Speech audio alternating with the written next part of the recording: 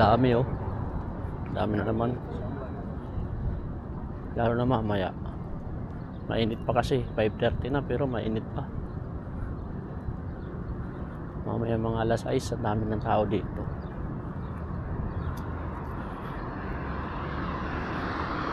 Lakad muna tayo. Habang papawis-pawis. Walang magawa eh.